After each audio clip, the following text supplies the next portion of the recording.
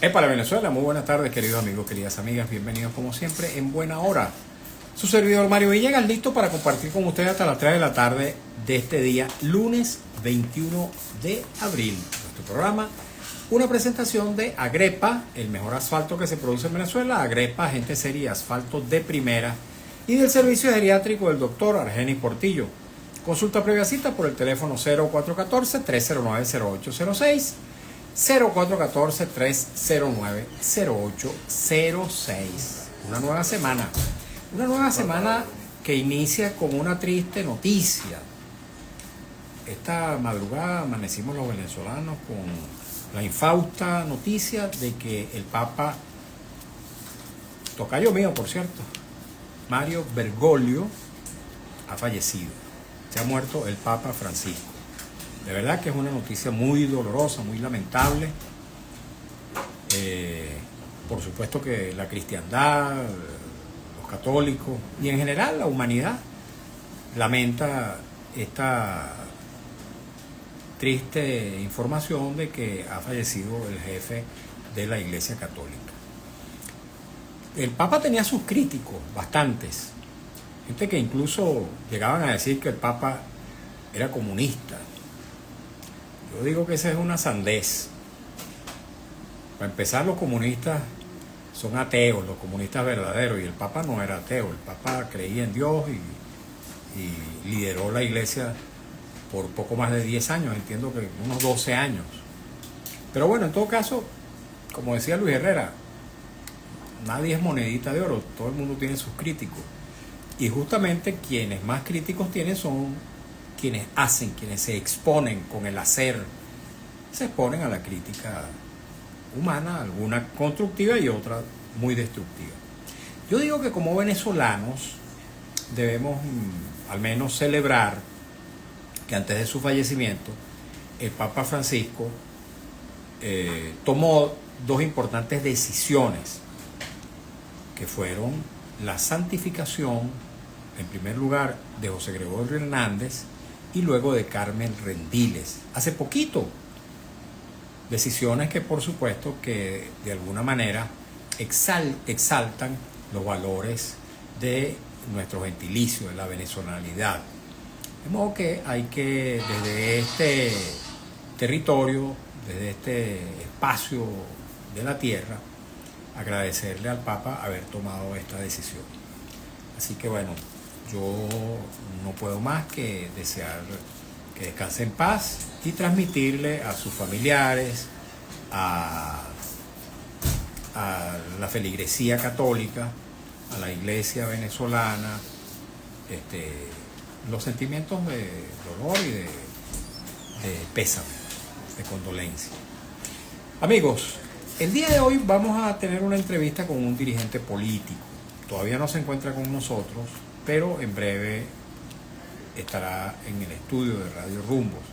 Se trata de Tomás Guanipa, dirigente político, ex parlamentario y ahora de nuevo candidato a la Asamblea Nacional. Es hasta hace poco el vicepresidente de Asuntos Políticos del Partido Primero Justicia. Tanto él como Enrique Capriles y Juan Requesens fueron víctimas de una medida que los excluye de esa organización política, que los expulsa de esa organización política.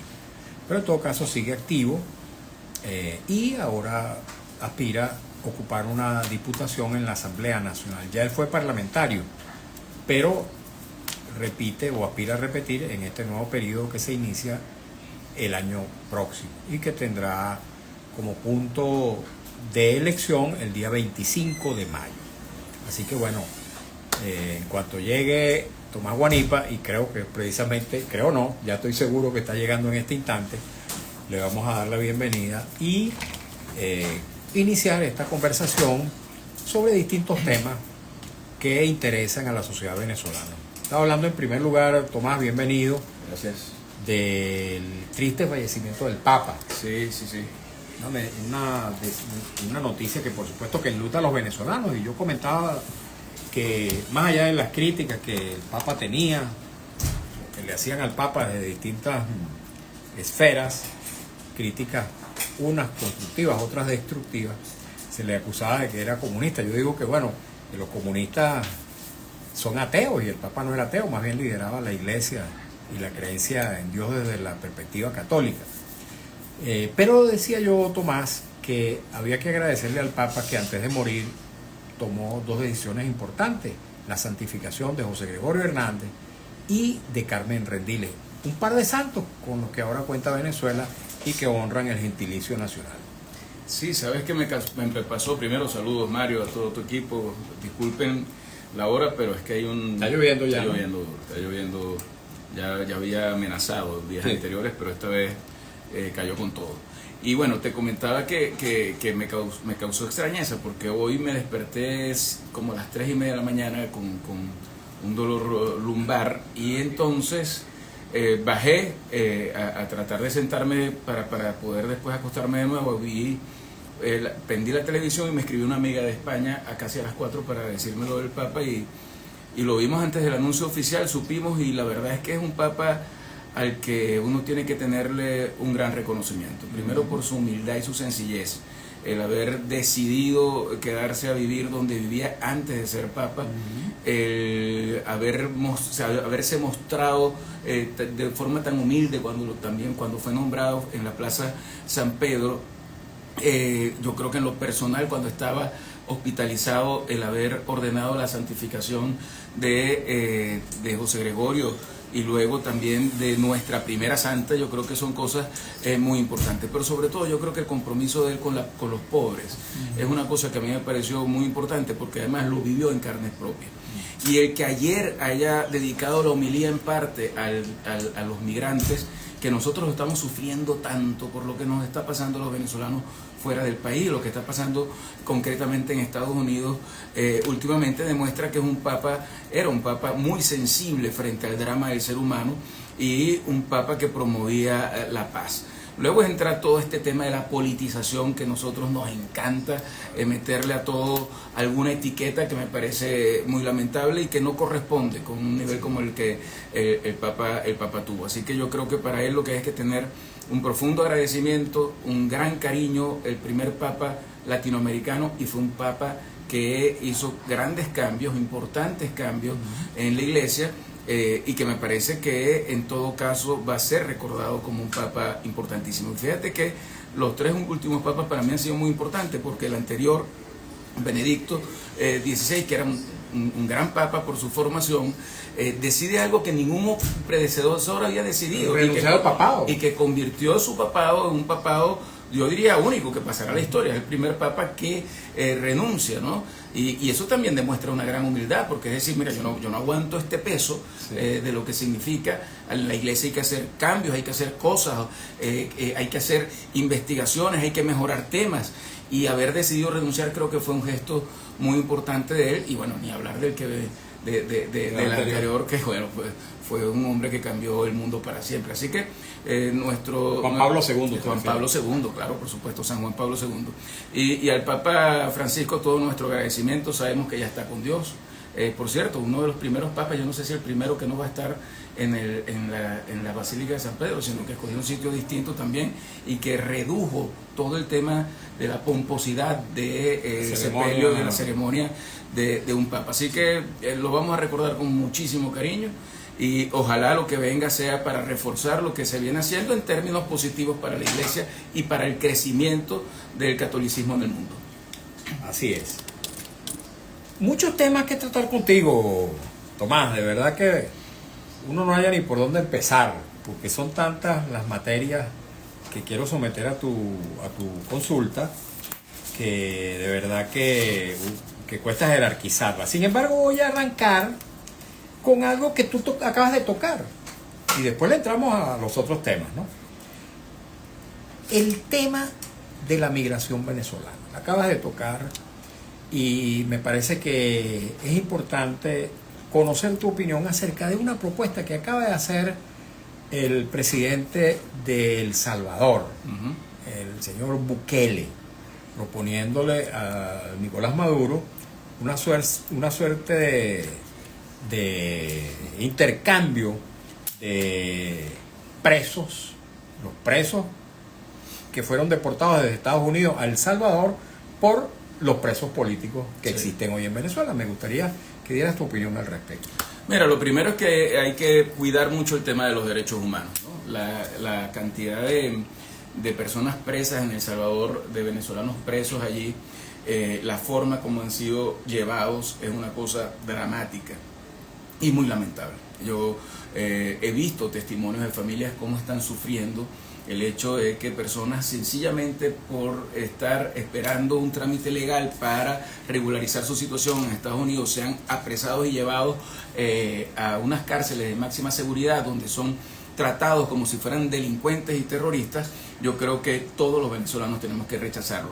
A mí me produce absoluta repulsión el que exista gente que está promoviendo que el venezolano que vive en Estados Unidos sea identificado como un terrorista de un Tren de Aragua, que es un grupo delictivo que ha existido, que es real que existe, y que ojalá todos los que estén involucrados en hechos delictivos sean apresados y juzgados de acuerdo a las leyes del país donde han delinquido. Pero el que se le trata a venezolanos comunes como si fueran unos presos de máxima seguridad es algo que para mí es absolutamente delenable. Luego el canje entre propios venezolanos me parece terrible, porque la verdad es que en Venezuela hay presos por razones políticas que nunca deberían estar presos y que tampoco deberían ser expatriados, que tampoco tendrían por qué irse para otra parte y no poder ser liberados en su país de origen y poder vivir en el país, y que sea una decisión personal si tú te quedas o no te quedas. Con lo cual creo además que estos son anuncios que no deben hacerse a través de una cuenta de Twitter, sino que existen, porque si el mismo presidente Bukele dice que va a hacer todo el trámite protocolar, todo el trámite diplomático, lo que primero debe haber es un acercamiento para una discusión de ese tipo. Pero en todo caso, al final, lo que estamos viendo es que el autoritarismo se convierte en una forma de mantener rehenes también, y nosotros tenemos que rechazar que estas figuras existan tanto en El Salvador como en Venezuela. Hace un ratico me preguntaba, precisamente antes de que entráramos al programa, me preguntaba nuestro colega Emir Lara que qué me parecía esta propuesta del presidente de El Salvador, Bukele, y yo le respondía con muy poquitas palabras: Bukele y Maduro lo que tienen que hacer es ponerse a derecho, porque ni los presos que están en El Salvador, venezolanos, migrantes, ni esos tienen derecho a la defensa, ni debido proceso, como tampoco los presos políticos que existen en Venezuela tampoco tienen derecho a la defensa ni debido proceso. Efectivamente, ¿no? Imagínate que en Venezuela los abogados que les ponen son abogados públicos, no les permiten tener abogados privados. A muchos de ellos todavía no se les ha permitido la visita. Ya algunos están pudiendo ver a sus familiares, pero otros tienen 7 meses en los que no hemos ni siquiera hemos podido desaparecido. Pero bueno, claro, yo tengo familia, mi hermano que está preso. Tenemos 7 meses sin haberlo podido ver. ¿No saben dónde está? No, sí sabemos dónde está, pero no tiene abogado privado, no tiene régimen de visita de su familia. No solamente él, muchos otros presos también están en su misma circunstancia, y al final es lamentable que estemos hablando como si estuviéramos en un intercambio de rehenes. Eso es una cosa terrible. Aquí lo que tiene que haber es libertad para todos quienes han pensado distinto y que puedan volver a tener sus derechos, no solamente ciudadanos, sino sus derechos humanos y sus derechos políticos, y que se puedan quedar en su país luchando. ¿Por qué hay que expatriar a un venezolano? Sencillamente por una cuestión política que no puede ocurrir, y tampoco debe ocurrir lo que está ocurriendo en El Salvador. Si esos venezolanos fueron deportados simplemente por no tener un régimen regular en Estados Unidos, no pueden ser tratados de esa forma. Y ¿sabes qué me impresiona a mí? Que viendo las estadísticas, se hablan de 800.000 venezolanos en Estados Unidos, y se hablan de menos de 600 que han sido judicializados por algún delito. 600. Entonces una ínfima minoría. Entonces pareciera que estuviéramos hablando como si el venezolano fuera delincuente, cuando al final es de las mejores migraciones que ha recibido en los últimos años Estados Unidos. Politizar eso es terrible, y que hayan venezolanos haciendo lobby en Washington para eso, porque creen que con eso generan una imagen de terrorismo del país, etcétera. No se dan cuenta que están usando al más humilde y al más débil, que es al ciudadano que emigra producto del drama que vivimos en Venezuela, de este mal gobierno, de la persecución que hay, de la situación económica, y sale a luchar para un mejor destino en otro país, y resulta que lo utilizamos como carne de cañón en un conflicto que tiene que tener otros cauces para poder ser solucionado. Me parece que no es posible. Así es. Estamos conversando, amigos y amigas, con Tomás Guanipa. Tomás Guanipa, dirigente político, ex parlamentario, ahora aspira de nuevo a ser parlamentario porque se ha postulado por una amplia alianza que lideran los partidos Un Nuevo Tiempo y Cambio, Unión y Cambio. Se ha postulado de nuevo a la Asamblea Nacional junto con un conjunto de venezolanos que militan en algunas organizaciones políticas y otros que son independientes, pero que participan de esta propuesta de rescatar la democracia sin abandonar la ruta electoral. Precisamente por esta decisión de postularse a la Asamblea junto con otros dirigentes, ha sido excluido de la militancia en el partido Primero Justicia.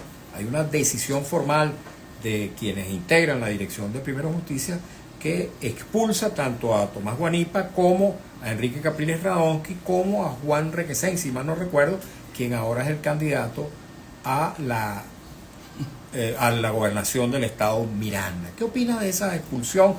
¿Te consideras que sigues siendo justiciero, que sigues estando en Primero Justicia? ¿Fue una decisión válida? ¿Es una decisión inválida? ¿Qué van a hacer ustedes frente a esta determinación que ha tomado la cúpula formal de Primero Justicia? Mira, varias cosas. Lo primero que debo decirte es que el órgano oficial ahora para anunciar cosas es un Twitter y un Instagram. No hay ni siquiera una reunión presencial, no hay ni siquiera una convocatoria, no hay ni siquiera de derecho a la defensa.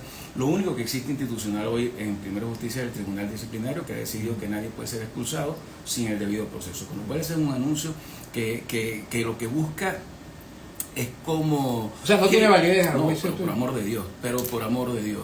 Cuando quieren, se los he dicho, podemos hacer una elección interna y el triunfo de quienes representamos esta política sería absolutamente avasallante en el caso de Primero Justicia. Pero además, son tantos años luchando con tanta gente querida que seguimos estando en Venezuela y que estamos juntos trabajando para no rendirnos, que al final estas cosas hay que dejarlas de paso, porque lo que demuestra es la miseria humana. Lo que demuestra es esa copia del autoritarismo que hemos visto en el lado de Maduro. Lo que se muestra es ese sentimiento de frustración que se convierte en odio, en veneno, que yo, la verdad, ahí no voy a entrar. Yo me quedo con el testimonio de Juan Requesens, que es un muchacho que todo el país quiere, porque es un muchacho que se fue forjando desde la juventud, luego en la dirigencia estudiantil, presidente de la Federación de Centros Universitarios, llegó a estar en las luchas estudiantiles en todas partes. Vimos cómo se le abrían la cabeza a piedras y a cosas en términos de la represión que se vivió en algunos años. Luego lo vimos en la Asamblea Nacional, lo vimos ahí dando una batalla de ideas, siempre en el marco democrático. Y el día que cayó preso, dijo: yo me niego a rendirme. Ese día cayó preso por más de 5 años. Y él tuvo la oportunidad de irse del país. Él tuvo el chance de buscar un camino distinto. Y está aquí en Venezuela, luchando por un país en el que sigue creyendo. Y ese es el testimonio de valentía y ese es el testimonio de resiliencia que necesitamos. Por eso yo creo que en este momento los justicieros que estamos en Venezuela queremos seguir luchando y no rendirnos. Y allí hay algo muy importante, y es que en esta plataforma que se ha construido, quienes acompañamos a Edmundo González, quienes estuvimos con él durante su campaña, quienes votamos por él, hoy tenemos un instrumento. De las 3 tarjetas, 2 no están presentes. Una de una forma totalmente arbitraria, me parece que no lo entendemos, tampoco la de la MUD, pero es que no ha habido ni siquiera una sustitución por parte de la plataforma de las autoridades de la MUD frente al CNE. Y entonces hay una tarjeta que desde el 21 funciona, que se llama Unidad y Cambio, y esa tarjeta se ha pedido reactivar para que los venezolanos que votaron por Edmundo tengan la opción de Un Nuevo Tiempo, tengan la opción de Unión y Cambio, y la tarjeta de la MUD hoy se convierte en la tarjeta de Unión y Cambio, que no es un partido, sino que es un instrumento para que la gente siga luchando. Y yo veo el 25 de mayo, Mario, como una gran oportunidad para reivindicar el 28 de julio. Yo lo veo como una gran oportunidad para que el ciudadano que después de 10 meses no tiene un plan, no tiene una agenda, no tiene una estrategia que se le haya presentado para lograr ese cambio que decidió el 28 de julio, se manifieste de nuevo y se manifieste de forma silenciosa pero convencido. Hacer del voto un mecanismo de protesta, de transformación, de lucha, de resistencia, de resiliencia, no puede ser criminalizado. Tú sabes que es increíble que hoy le decían a gente tan importante como José Guerra en alguna reunión que él había decidido votar y que eso era totalmente cuestionable y por eso no podía estar en una organización.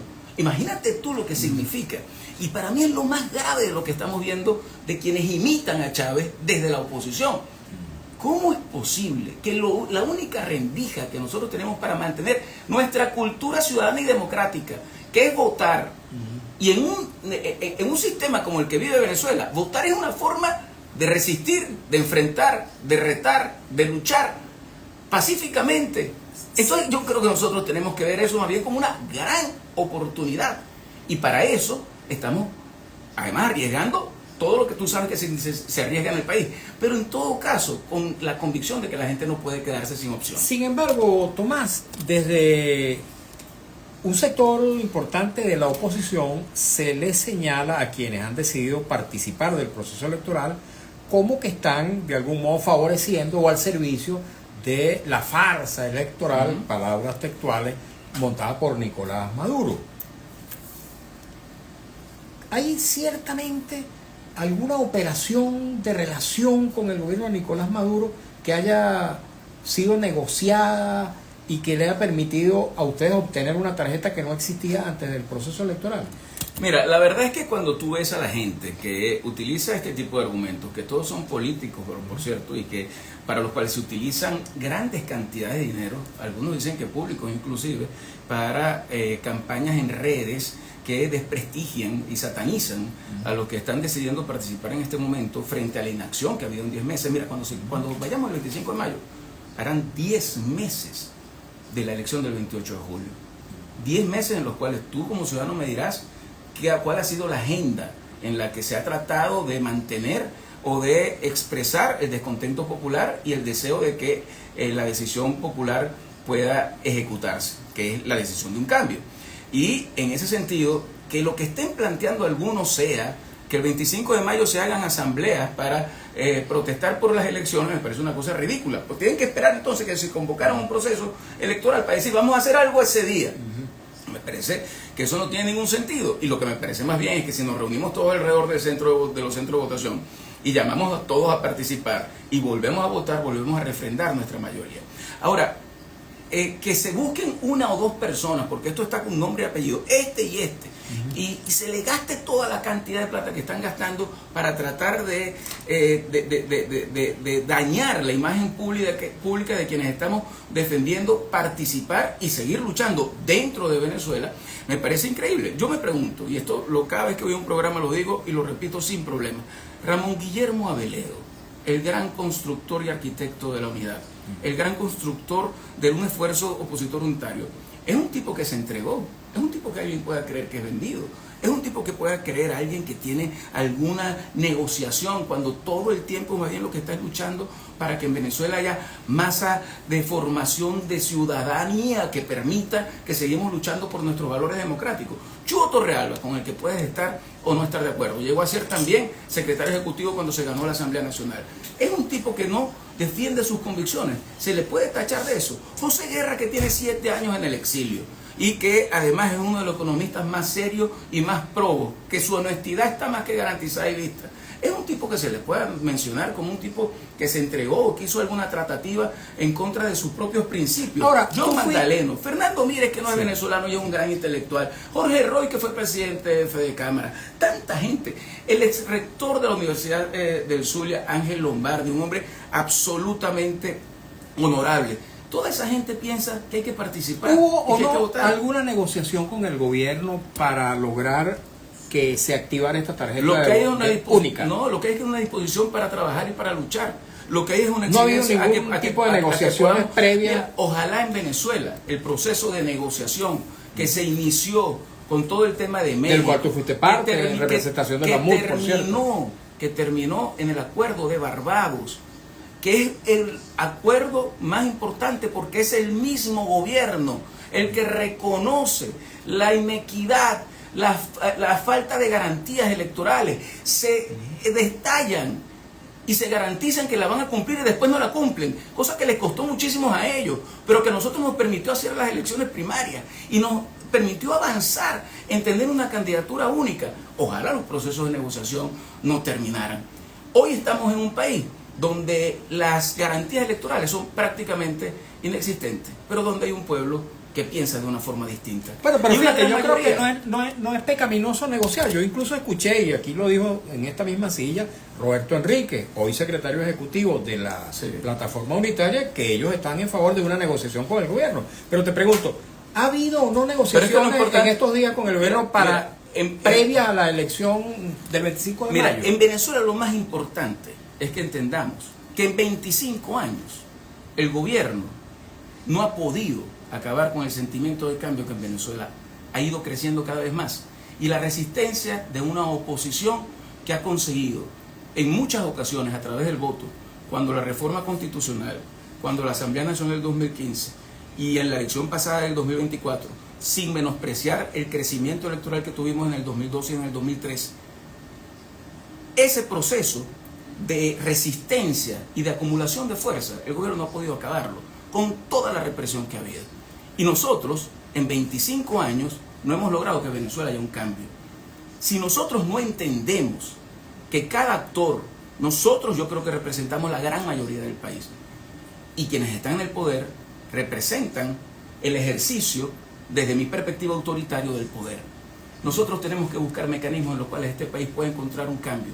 Y el deber del líder político no es ver cuántos likes tiene y cuántos aplausos da, sino cómo logra satisfacer esa necesidad que tiene el venezolano de poder vivir en un país distinto y mejor a este. Por eso la negociación no puede ser nunca un mecanismo en el cual se satanice un cambio pacífico en Venezuela, pero tiene que ser seria, tiene que ser una negociación de garantías para todos, tiene que estar desprovista del ataque, de la ofensa, de la agresión, de la amenaza, del chantaje, y en definitiva tiene que tener en el fondo la verdad, la justicia y el reconocimiento de la voluntad popular. Ok, tenemos que hacer un alto en esta conversación con Tomás Guanipa para escuchar un avance del noticiero en la voz de Alex Márquez. Al regreso, amigos y amigas, continuaremos conversando con él, leeremos mensajes, preguntas, comentarios que nos llegan a través del Instagram @MarioVillegas. Ya venimos. Tomás, aquí seguimos un rato en las distintas redes, en las distintas plataformas de la radio y la nuestra. Te preguntamos, eres candidato a la Asamblea Nacional. ¿Qué te propones como diputado? Mira, yo estoy allí por responsabilidad. Y te digo por qué estoy en una cuestión que para mí no está en mis planes. Estoy allí porque yo he promovido durante todos estos meses, recuerdo con un programa que tuve contigo hace ya varios meses, mucho más de un año, te dije que yo no me volvía a abstener más nunca, y más nunca me vuelvo a abstener. Porque en un país donde se van cerrando los espacios democráticos, la participación es muy importante.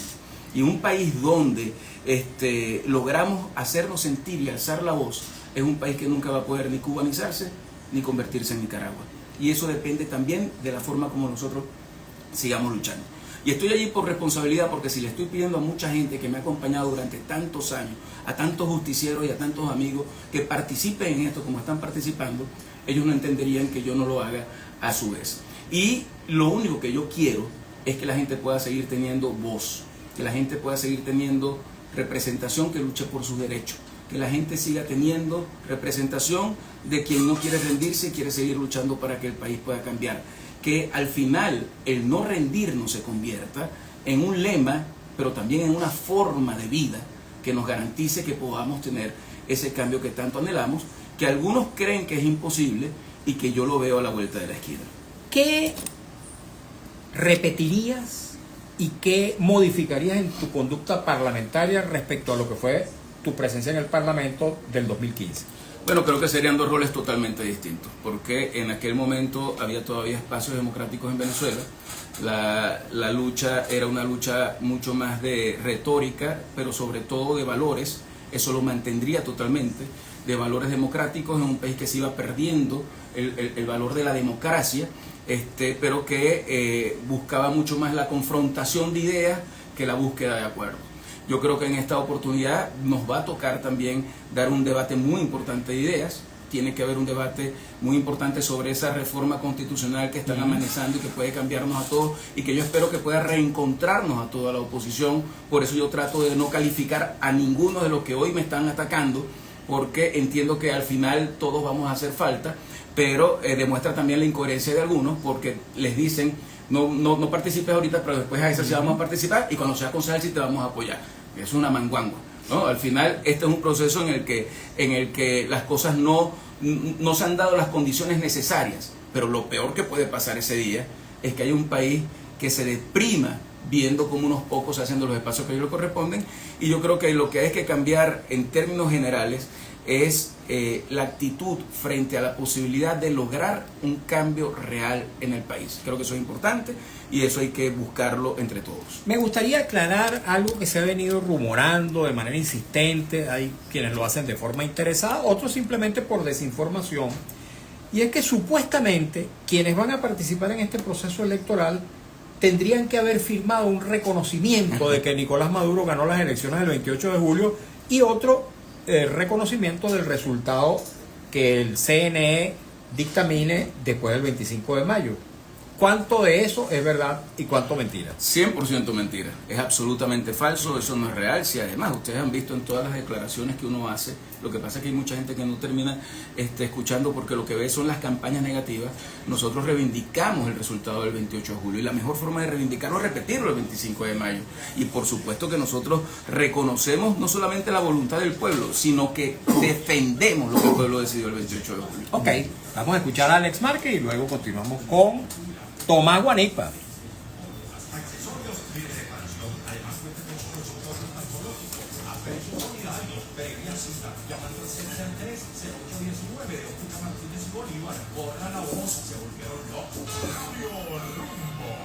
La emisora de Venezuela presenta la información al momento en Notirumbos, el periódico impreso en la radio.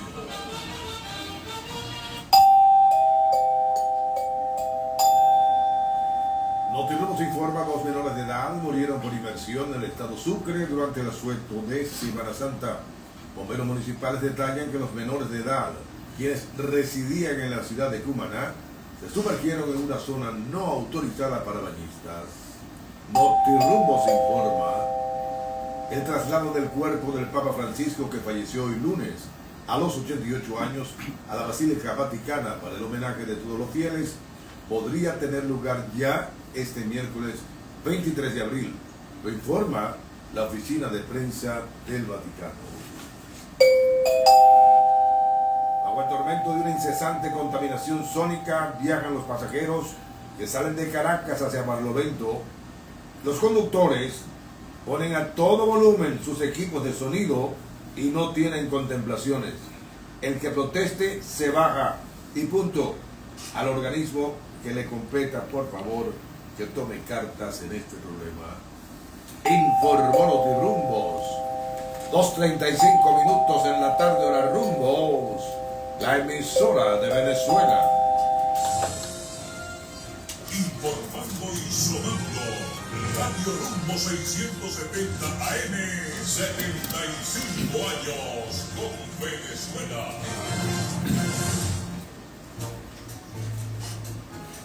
Usted está escuchando En Buena Hora con Mario Villegas y Freddy Jiménez por el Gigante Rumbos 670 AM. Continuamos, queridos amigos, queridas amigas, en Buena Hora. En el estudio, Tomás Guanipa, dirigente de Primero Justicia. Hasta donde sé, él ocupaba el cargo de ocupa el cargo de vicepresidente de Asuntos Políticos de esta organización política, de la organización justiciera. Rápidamente les voy a hablar del servicio geriátrico del doctor Argenis Portillo. Les invito a que tomen nota de ese número que les puede resultar de suma utilidad. 0414-309-0806, 0414-309-0806. Doctor Portillo, médico geriatra, mucha gente lo conoce como el geriatra de Radio Rumbos. Tiene su consultorio en la esquina de Las Cibarras, en la avenida Urdaneta, y presta también servicio domiciliario en el caso de que el paciente o la paciente así lo requiera. Él es también médico intensivista, profesional de la medicina crítica y profesor de las escuelas de medicina Vargas de la UCB y de la Academia Militar. 0414-309-0806. El lenguaje, Tomás, que tú lo cuidas bastante, es importante en las relaciones políticas, en el debate político. Tú decías hace algunos instantes que te eximes de hacer calificativos de algunas personas que están en la oposición, que muy probablemente tendrán que hacer causa común contigo y con quienes hoy están en una línea distinta cuando venga la reforma a la Constitución. Pero yo he visto que desde buena parte del mundo de la política de oposición y por supuesto también en el oficialismo, el lenguaje escatológico, la descalificación está a la orden del día. Incluso yo recuerdo, por ejemplo, de la presidenta de Primero Justicia, María Martínez, no recuerdo el nombre exactamente. Suele pasar. Bueno, le pasa sobre todo a nosotros los viejitos. María Beatriz Martínez. No tiene que ver con la edad, chico. Bueno, oye, me llamó la atención que ella no solamente puso en entredicho, digamos, la condición opositora de ustedes, de Enrique Capriles, el tuyo y de Juan Requesén, sino que además dijo que Enrique Capriles era misógino. Imagínate tú. Ese lenguaje en Primera Justicia, chicos, ¿por qué existe? Eso nunca había pasado. Nunca. Mira, si había un partido tolerante, un partido que promovía el consenso, el encuentro, que respetaba las distintas posiciones, que yo mismo a veces cuestionaba, que se buscaba tanto consenso que terminábamos tomando decisiones deformadas, porque tú tenías una visión, el otro tenía otra, y entonces se buscaba una cosa medio extraña y ecléctica que iba perdiendo a veces identidad. Pero esta cosa de ahora, de la descalificación pública, imagínate tú, está hablando de que fue candidato presidencial dos veces, que llegó a tener que estuvo casi 8 millones de votos, no, pero y también de quien tiene 25 años construyendo una organización con la gente abajo, acompañándola, estando.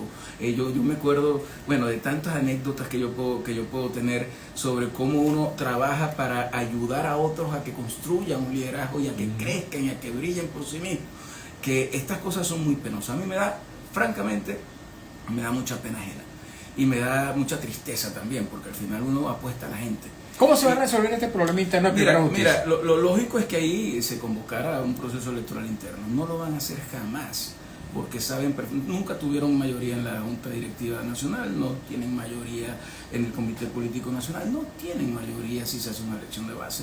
Eso es una cosa que está un poco secuestrada. Es exacto lo que cuestionan del oficialismo. Pero más allá de eso, la tarjeta de Primera Justicia se la robó el gobierno y se la entregó a una gente que está totalmente entregada a ellos. Y eso es un problema gravísimo que la organización tiene. ¿Qué tenemos que hacer nosotros los que estamos en Venezuela y los que estamos dispuestos a seguir luchando con la gente? Mantenernos unidos, no caer en esas descalificaciones. Quien habla peor de eso son ellos mismos. ¿Ustedes van a continuar utilizando los símbolos de Primera Justicia en la campaña? No, en lo absoluto, porque eso sería más bien hacerle un gran favor a quienes se prestaron para secuestrar esa tarjeta y arrodillarse al gobierno. Así que eso tampoco lo hicimos para el 28 de julio, con lo cual todo lo que hemos sido justicia durante todos estos años, lo que vamos a dar un paso al frente para luchar. Y así como hicimos de la tarjeta de la unidad, de la MUD, nuestra tarjeta, la tarjeta de unión y cambio, que ha sido un lema nuestro de toda la vida, la vamos a utilizar como un instrumento para poder participar y votar. Y yo creo que el mensaje que uno le puede dar a todos los militantes que nos estén escuchando es que Venezuela no está para esto, que es insólito que haya gente que esté viendo a ver cómo ataca al de al lado por su frustración de no poder enfrentar al que está enfrente. Y el que está enfrente es el que está en Miraflores y es el que tiene la situación de drama por el que están pasando los venezolanos. La situación de la inflación, de la devaluación del bolívar, del alto costo de la vida, de la falta de oportunidades de empleo, de la falta de salud, del deterioro de la educación, del deterioro de la infraestructura. La calidad de vida del venezolano es responsabilidad de quienes están en el poder y son ellos los que tenemos nosotros que ver cómo con ellos contrastar ideas para lograr que el cambio que la gente decidió se dé, y no estar viendo cómo nos atacamos entre nosotros, que al final no es otra cosa que una triste papel lo que están jugando. Dijiste que quien está enfrente es Nicolás Maduro. Claro. Si la tuvieras enfrente, no en la otra acera política, sino enfrente físicamente, ¿tú le pedirías a María Corina Machado que rectificara la decisión de llamar a la abstención? ¿Está a tiempo ya de rectificar? Yo no soy quien para pedirle a alguien que piense como yo. Yo lo que creo es que hay que pedir tolerancia y respeto por el que piensa distinto. Sobre todo cuando se tiene una responsabilidad de liderazgo. Porque cuando tú tienes una responsabilidad de liderazgo, eres líder de todos, no eres líder de unos pocos. Y las decisiones se deben tomar en colectivo.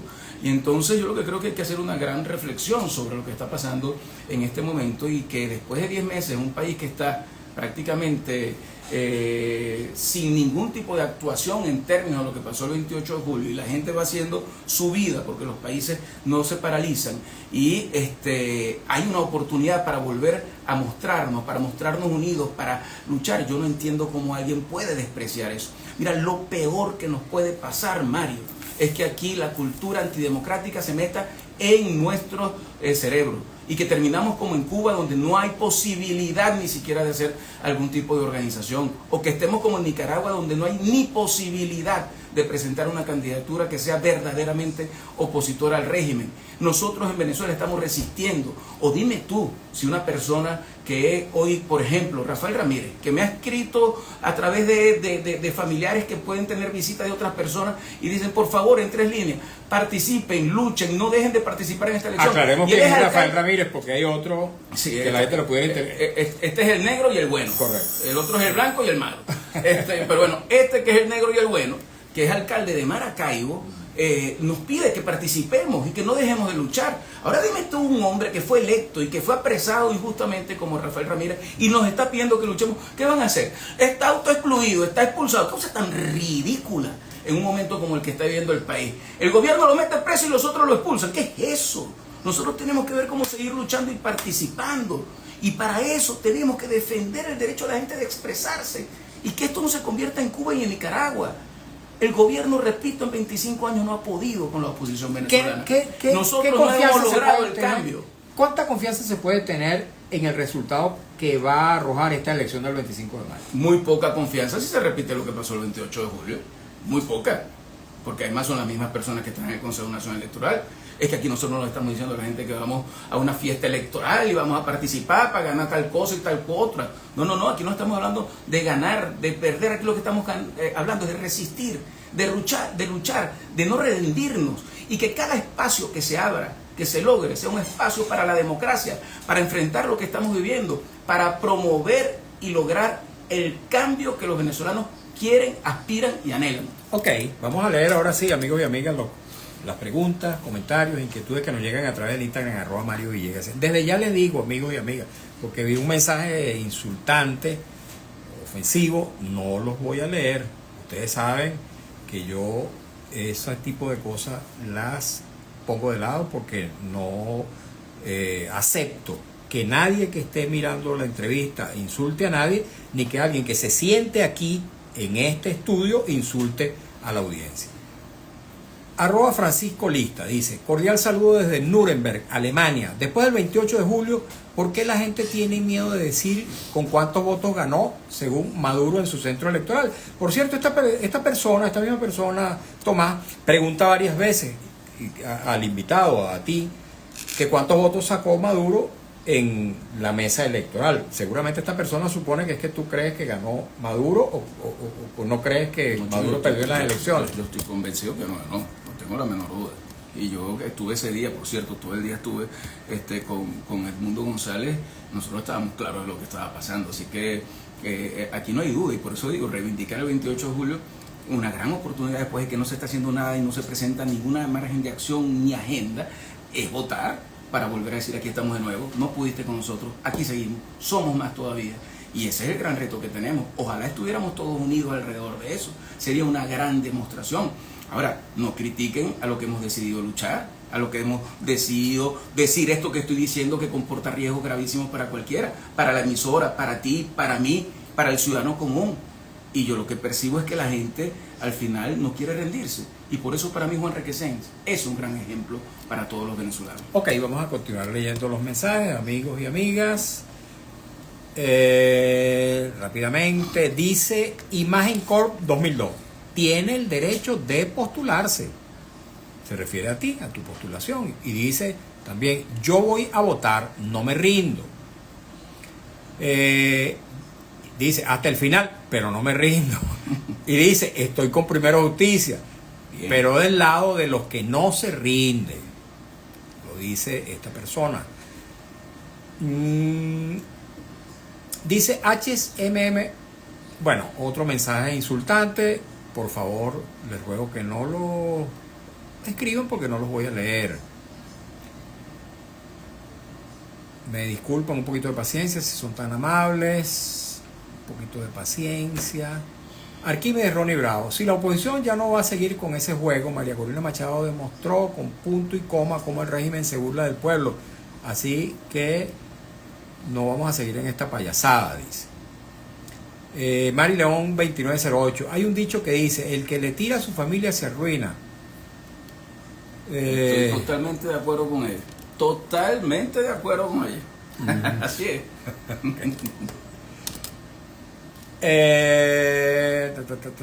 Dice Arquímedes Ronnie Bravo, cónchale, ¿dónde vive este tipo? Ni Cuba ni Nicaragua, el robarse las elecciones de frente a punta de plomo. ¿A qué se parece eso? Félix Tobar 5, muy bien, clarito, amigo Guanipa, con fe como buen venezolano, yo sí voto sin miedo. El Maduro y su combo tienen que ser sacados, nada de eso, que ni por las malas ni por las buenas. Esos son cantos de miedo. Ese llamado de que la oposición no va a cambiar el sistema político ni por las buenas ni por las malas. Por cierto que han dejado de decirlo en estos tiempos. Lo dicen porque quieren amedrentar a un país, y mira que lo han hecho en estos tiempos. La represión que ha habido en los meses posteriores al 28 de julio ha sido sin precedentes. Mucha gente ha tenido que salir del país, y la verdad es que yo creo que estas cosas son terribles. La gente a veces tiene miedo, pero con el comentario, con todo respeto lo digo, de que ya que esto es como Cuba y es como Nicaragua. Miren, cada espacio de resistencia que tengamos es importante.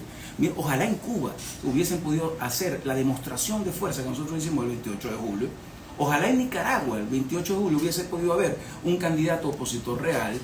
Y yo creo que nosotros no tenemos por qué lapidarnos en la oportunidad que tenemos de volver a alzar nuestra voz y demostrar que 10 meses después aquí seguimos, y que a pesar de los presos políticos, a pesar de la persecución, a pesar de la violencia institucional, la gente quiere seguir diciendo aquí somos mayoría y queremos un cambio. Me parece que eso sería una gran noticia, y además cada momento que haya para defender nuestra vocación democrática y no acostumbrarnos a que esto es a punta de imposiciones y de autoritarismo, es válido ocuparlo y tenerlo. Dice @Garrido Francino Listuris y Lustaris, dice, buenas tardes licenciado Mario, pero ese señor se deslindó de la verdadera líder María Corina Machado, que no se vista porque no va. Mira, yo lo que creo es que al final, en cualquier proceso democrático, uno lo que tiene derecho es a decir lo que piensa. Y yo siempre he votado, toda mi vida he votado en unidad contra las posiciones primero de Chávez y después de Maduro. Lo voy a seguir haciendo y voy a seguir luchando para que este país pueda reencontrarse con los que están afuera y quieren volver, pero sobre todo con los que estamos adentro y queremos progresar. Dice @Mora Rincón Johan José, ¿dónde está María Corina? Fuera del país. Si no va a participar, que no estorbe. No tengo idea, y al final lo que uno espera, vuelvo a decir, tolerancia, respeto, comprensión también, y que entendamos que los liderazgos son para unirnos, para separarnos, para dividirnos, para atacar, y que en todo caso ojalá todos vayamos, todos los venezolanos, porque esto no es una cuestión de una persona, y siempre lo digo, Mario, el 28 de julio no es que ganó Edmundo, porque sí, Edmundo, la gente lo quiso, yo le tengo un gran aprecio, la gente lo quiso, lo acompañó, pero no es que era el candidato ideal, una persona que nunca había sido política, una persona totalmente desconocida, una persona ya de una avanzada edad, una persona que no era de dar discurso, y se convirtió en una persona que todo el mundo adoraba, porque al final representaba algo que es un anhelo del venezolano, el cambio. Y ese cambio no le pertenece a nadie, nos pertenece a todos. Y todos tenemos que seguir luchando para que se pueda dar. Así que yo creo que estos espacios son para unir, no para confrontar. Y siempre desde el respeto y la tolerancia a las distintas posiciones que puedan haber. Arquímedes Ronnie Bravo, ¿cómo vas a repetir lo del 28 cuando miles de personas están presas por defender el voto y la gran mayoría están aterrizando, serán aterrorizadas por tantas amenazas? No entiendo cómo ir a la elección con el mismo CNE. Oye, de verdad que me parece que es una de las intervenciones más importantes que he escuchado, porque yo que tengo amigos presos y un hermano preso, que no es cualquier hermano, es mi hermano como todos mis hermanos, pero este es el hermano con quien yo construí una sociedad en un tiempo, con el que logré progresar. Sus hijos son como mis hijos son sus hijos, y al final el mensaje que él me da, y que me da Rafael, y que me dan todos, es participar y luchar. Todos nos mandan a decir queremos luchar. No los hemos visto, pero nos mandan a decir con los familiares, por favor participen y voten. Pedro se llama tu hermano. Pedro, mi hermano. Y con mucha más razón, el que está perseguido tiene que buscar espacio para que no sea perseguido nunca más. Y eso es demostrando que existe y que la persecución no vale, porque no puede controlar tus ideas, ni te puede humillar, ni te puede quitar la dignidad, ni te puede quitar el derecho a que la conciencia se pueda expresar. Y por eso tenemos que salir y participar. Y por eso el testimonio, y lo vuelvo a decir por tercera vez, de Juan Requesens, de haber luchado desde la calle, desde el movimiento estudiantil, después de la Asamblea Nacional, y después también haber estado 5 años preso, y decir yo no me rindo, y quedarse en este país luchando, es el ejemplo exactamente de quien con resiliencia se mantiene y madura, por supuesto, y busca acuerdos como Nelson Mandela lo buscó en Sudáfrica en su momento. Y al principio era tachado de traidor por sus propios seguidores, y después fue el hombre que abrió las puertas a la democracia y a la libertad de Sudáfrica. Y yo creo que esos son ejemplos que nosotros tenemos que ver, porque a veces estamos más empeñados en ver cómo le sacamos las tripas al que tenemos en contra, y no de ver cómo nosotros logramos el cambio para vivir mejor. Y este país lo que quiere es un cambio para vivir mejor, para que cuando llegue a su casa tenga electricidad, para que cuando pueda abrir la nevera el agua esté fría, para que cuando abra el grifo se pueda bañar porque haya agua, pero cuando le metan plata en el bolsillo por su sueldo, le alcance para vivir, y que no estemos todos los días en este drama que significa el gobierno de Nicolás Maduro. Entonces hay que luchar, hay que resistir, y tenemos que negarnos a rendirnos. Muchas gracias, Tomás. Tomás Guanipa, dirigente político, ex parlamentario y ahora aspirante de nuevo a la Asamblea Nacional, vicepresidente de Asuntos Políticos del Partido Primero Justicia. Una parte de Primero Justicia, liderada por su presidenta, ha expulsado a Tomás Guanipa, a Enrique Capriles y a Juan Requesens. Pero esta es una medida que a juicio de nuestro invitado es absolutamente inválida, porque el Tribunal Disciplinario ha negado la pertinencia de esa medida tomada por un organismo que no se reunió formalmente para analizar este caso. Pero bueno, parte del debate político. Tenemos que irnos, amigos. Muchas gracias por habernos acompañado en esta nueva edición de nuestro programa En Buena Hora.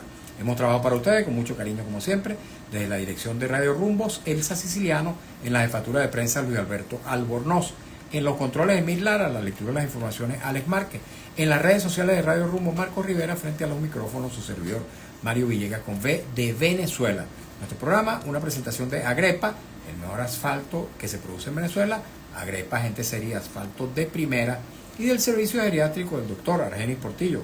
Consulta previecita por el teléfono 0414-309-0806, 0414-309-0806. Tengan todas y todos muy buenas tardes.